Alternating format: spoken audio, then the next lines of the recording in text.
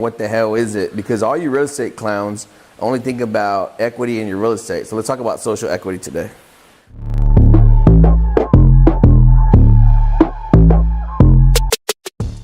So a lot of people, they think the only way to exchange value is through monetary gain. And that is the wrong way to do it. That's a terrible mistake. It's a terrible mistake. And everybody wants to extract equity / dollars out of every transaction. And they want max equity, max ROI. That's a terrible mistake. Max everything. And they don't understand social equity. So brief description, what is social equity? And then we can cover like different examples of it. Did we just make this word up, or is this a real term? I don't know. Maybe somebody Google it. I think we made a new word. It's like manufacturing happiness. I never heard that before. We're coming up with new terms all the time. So. And new comps. So we do a lot of new things that are new. We're groundbreakers. We break grounds. So social equity is like this, let's frame it like if you have equity in a home or in a business, right? Yeah.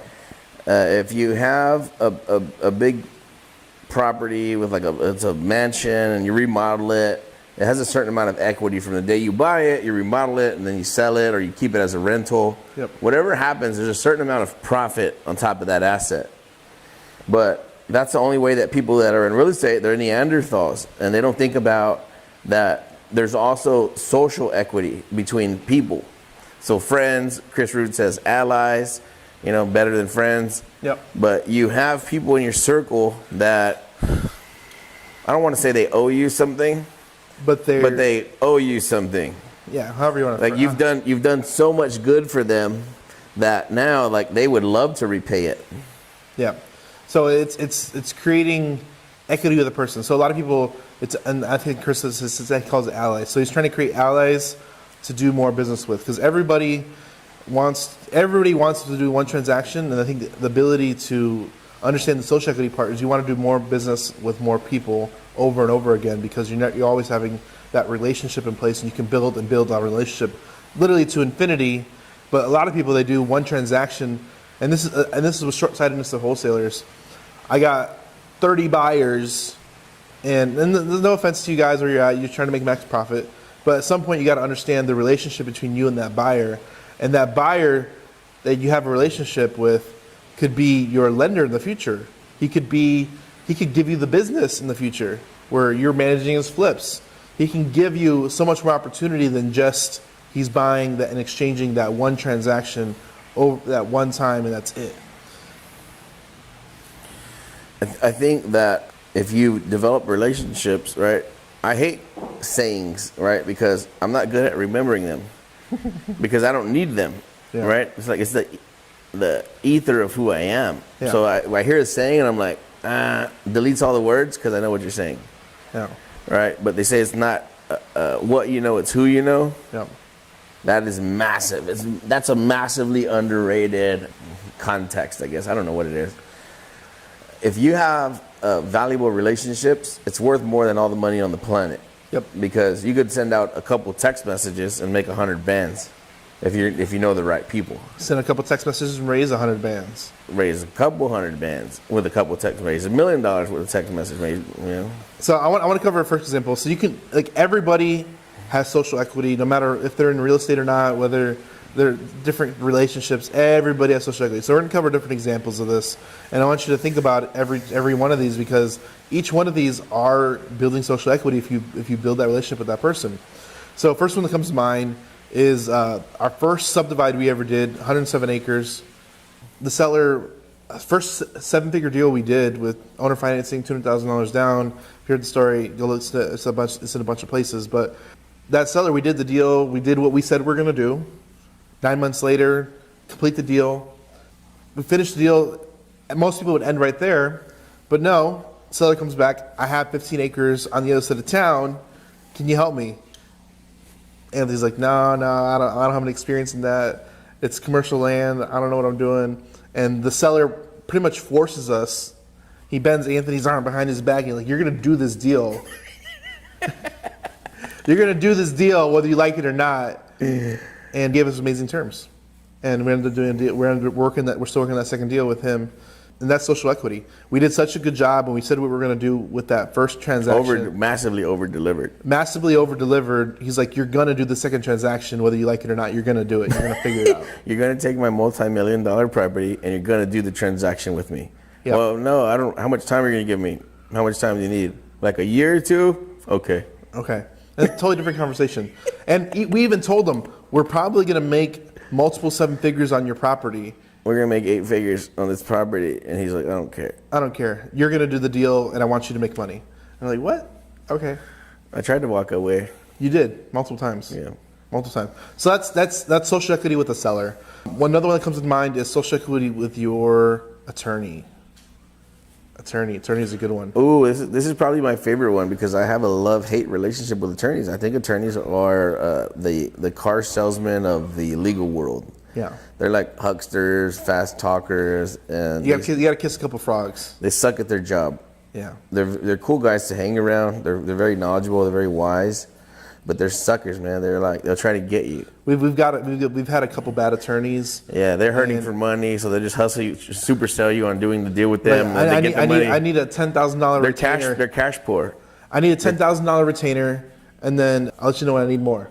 And you're like, what are you doing? What are you doing between now and then? Yeah. I don't know. I'll let you know. Don't worry about that right now. Don't worry about that. I'll take care of it. Like, Yeah, oh so my God. attorneys, they're salesmen too. They'll get you, but making friends with a good attorney is very valuable. It's worth the weight in gold. Absolutely. They'll protect you 100%. You should have friends that are attorneys. And, that's a tweet. If yeah. you're in business, you should have friends that are attorneys. And we heard this the other day. Your business influence counselors, attorneys, mentors, they should be your friends. They should want to talk to you. They should want to provide value to your conversation because they understand your business the best. Literally, I talked to our attorney the other day. We needed a special contract. And I want A, B, and C. He's like, all right, well, you should do the A, B, and C. He's like, I don't know how you know what I want to do and how I want You to make it legal. You make it legal and send it to me when you're done. And that was the conversation I had with my attorney, but he's like, okay, I got you. Don't worry about it. I'll send it. I did one too called Jeremy, and he was like, "Why do you got to make everything so difficult?" I'm like, "Man, I'm just being creative, dog. You just keep me out of prison." And that's it. So your attorney is another one. We're gonna go really quick on this one. So title company. Oh man, you better have some social equity with your title company. You better have some social equity with your title company. Teresa MTC, shout out. Yeah, MTC. We have a video coming out with her. We recorded. I had the My pleasure. title company of Texas and San Antonio. They cover all of Texas. Yeah, we had a pleasure of doing an episode with her, so that should be coming up before this. So if you check out a few episodes in front of this, that's there. But my title company says they have saved transactions that we were like, yeah, let it go. You see somebody pouring gasoline all over it, and they got the match in their hand. You're like, just let that whole deal burn to the ground, okay? Burn it. And like, no, I got this. I'm like, don't got this. She's like, yep, she closes it. All right, I like this. This is good. So they'll save you on a lot of different things, and they'll save you with sellers too. Save your butt. So keep you out of trouble. One thing, they'll keep you out of trouble. They do it within the law, and they're going to protect you in a lot of different ways. A lot of times, Your title company should be smarter than you. 100%. 100%. This is one of the things where like real estate is easy when you have the right people around you. Mm-hmm. You have the right attorney, your right title company, the right team partner, the right partner. Come on down, bro. Hop in, man. You're good. When you have the right team around you in real estate, it becomes easy. Hang on. So your title company is going to save your butt. A lot of times they're going to salvage. They should. They're going to salvage deals. They're going to save deals that you'll give up on, and they'll save all that stuff. Like we talk about a deal in that episode with Teresa from MTC, and she talks about how we had a trouble transaction that was 12 months long, 13 months long. And they're just they're You know, we've had that petite deal in title for like a year and a half. 18 months. Never mind. So you're gonna title company. Please get a good one. Use them over and over again. Build relationships. Bring them donuts. Send them flowers. Buy them lunch. You're building that social equity over and over again. Repeat business. Yeah. So something that we do is we try to over deliver as a business model. So this is not a marketing ploy, right? This is who we really are. Yeah. If you invite me over and you say, hey, can you bring a turkey? I'm going to bring 2. Yeah. Right? If you say, hey, can I borrow $10 for gas? I might give you 20. Here's 20. Yep. So we always over deliver on everything. Like if our lender has 100,000 coming back, right, or $1 million coming back, dude, let's try to give him 1.1. And Daniel's like, you're crazy. I'm like, right. So we try to just overpay, over deliver, over everything. if we're doing a deal with somebody and it looks like it's not going so hot, like just keep our half, like don't worry about it. So we're always trying to give something away, and it's cool because we're not doing it as a business ploy. Like this is like literally how we are. It's building social equity, and social equity. But not as a business model. We just do it. We're just cool people. Imagine this: everybody's trying to pocket all the dollars they can, maximize ROI, maximize and then profit. They're trying to roll that into the next deal, or next opportunity. Now, do the same thing with your people and relationships. If you can maximize the ability to create, hey, Anthony's a cool dude. He did me a solid one time, a year ago, 2 years ago, and then now it builds ROI over time. Or now he's like, man, I haven't talked to Anthony in a while. You know what? I in fact owe him something. I don't know what I owe him, but I owe him something. So then he's looking for an opportunity to repay you back, and it comes back tenfold, depending on how long it takes. What a cool way to live, right? So Yeah. let's say that you're out there doing transactions that are sizable, and you're giving a lot of it away. And you give it away. Give away land, give away acres, give away house. We gave away a house to the last deal.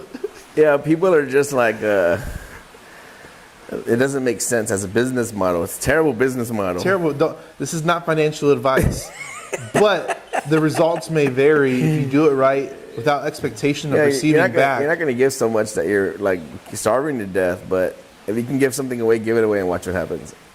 Yeah, trust me. Give something away. Literally 20 minutes ago, Eric, he's waving. He left his bag at the Airbnb, and they recorded a video while I ran to the Airbnb. I was about to walk out the door, and I'm like, no. They did us a solid. I gotta put it back into the universe. So I gave the lady a 20, just for holding onto our bag and not stealing from us, But not that she was not that she's a bad person or was gonna steal from us, but I owe her. Just pump a little something out when it's not expected. It's unexpected. She did it because that was her job, but I owe her $20 because she saved Eric from losing all his videos. Yeah, it's a cool way to live. Not that it's like a baller amount, so I'm not trying to brag, but like it could if you give your waiter like a $50 or $100 bill, they will cry, and it's amazing because to me it's very sad that nobody is that generous, right? This person, no one appreciates this person is like your personal slave. Servitude. They're bringing you hot food, cold water, like just waiting on you hand and foot like a slave, and like nobody ever thinks to give them a $100 bill. That's really sad. And then you got the tipping culture, like, oh, they don't deserve a tip. They didn't do anything. Ooh, man, I'll fight somebody for not leaving a tip. Like I will literally fight. Not cool. It's not impressive. Like, yeah. I think people don't understand. It's really sad to treat another human that way. Yeah, it's terrible. So I think it's different to. You gotta understand, like, if you haven't been to the bottom, You should have started from the bottom. Now you're here. You should have started from the bottom, because when you start from the bottom, you really appreciate everything. You appreciate waking up in the morning without back pain. You appreciate having eaten, having a good meal. I mean, we had a great meal the first night we were here, and Anthony was like so appreciative. Like, man, I shouldn't be able to have a great appetizer, opportunity to spend with my family, having a gate steak with my partner, and my wife's here, my kids are here. I shouldn't be allowed to have this opportunity, but this is an amazing experience, and I'm enjoying right now today. I'm eating a good meal, and I feel like crying because there's people around the planet that are not having this experience. Yep. And it hurts me, man. It does hurt me. So I can't invite them to that same dinner table, but what if I could? what if you could? Yeah, what if I could? So if you're out there, find ways to create social equity. Literally, there's ways to do it every day in life, with your business partners, your family, your friends. Don't do it as a business model. Don't do it as a trick, as a ploy. Just do it as a way of living and watch your happiness climb. Yeah. If you believe in karma always comes back. And I think a lot of the reasons why we're successful is because we both live and practice this daily, and it always comes back tenfold. I think we mean karma, like I'm Catholic, right? So we're Christians, but karma is like that could be a religious term or something, or a non-religious term, but you push out good and good's going to come back.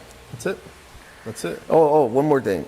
Hit me. Stop saying Manifesting. You're gonna manifest nothing. God's gonna give it to you. God's grace is gonna give it to you. When you're ready to receive it. Yeah, but you're not manifesting. Manifesting means it's like from the self. Like you ain't doing nothing. God will do it, but be ready to receive it. Do good for others. Be a good person as a business model, and things go freaking amazing. You'll see. Let us know how it works out. But try it out. Comment underneath this video if you try this and it works. Comment underneath the video and tell us. Let's talk about it. Like, subscribe. Do all that stuff if you want to. If not, we hate you and we're probably going to block you off Facebook. He's not. I probably am. He will. I won't. All right, guys. See you soon.